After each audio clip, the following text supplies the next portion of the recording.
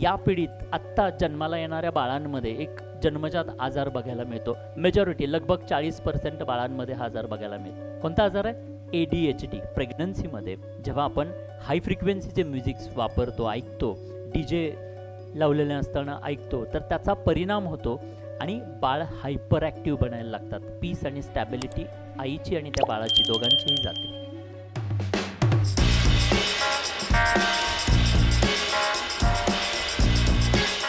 Low brain frequency तो एक part त्याच्यामध्ये मी लिहिला आहे. Low brain frequency.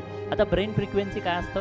Medical science सांगते की आपल्या प्रत्येकाच्या ब्रेनच्या काही तरंग आहेत, फ्रिक्वेन्सीज आहेत, आणि फ्रिक्वेन्सी सायन्स असं सांगतं lower the frequency higher the stability and higher the frequency lower the stability.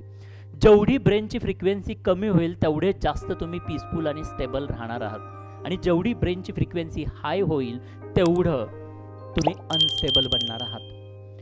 एक उदाहरण म्हणून सांगतो, गुगल केलं तर तुमच्या लक्षात येईल की आत्ता या पिढीत आत्ता जन्माला येणाऱ्या बाळांमध्ये एक जन्मजात आजार बघायला मिळतो. मेजॉरिटी लगभग 40% बाळांमध्ये हा आजार बघायला मिळतो. कोणता आजार आहे? ADHD. म्हणजे बाळ हायपर ॲक्टिव्ह आहेत, फोकस होत नाही आहेत एका ठिकाणी. त्याचं रिझन काय माहिती आहे? त्याचं रिझन आहे ह्या ब्रेनच्या फ्रिक्वेन्सीज. प्रेग्नन्सीमध्ये आईच्या ब्रेनच्या फ्रिक्वेन्सीज हे त्याचं रिझन आहे. उदाहरण म्हणून सांगतो, आपण एवढे सगळेजण ह्या हॉलमध्ये आहोत, आपण बसलेलो आहोत आणि एखादं सितार संतूरचं काहीतरी म्युझिक, पीसफुल म्युझिक मी वाजवायला चालू केलं. एक 10 मिनिटानंतर या हॉलमधला माहोल कसा असेल? सगळे शांत होतील, स्टेबल होतील असे सगळेजण. Yes or no? आणि समजा मी DJ लावला तर काय होईल? ॲटलिस्ट प्रेग्नंट आहात, बसल्या बसल्या पाय तरी हलवाल. Yes or no? असं का झालं? What is the science behind this? याच्या पाठीमागचं सायन्स काय?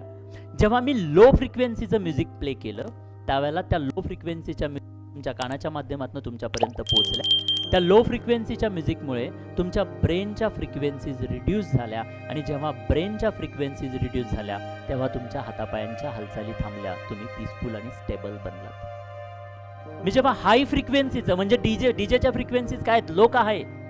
Very high.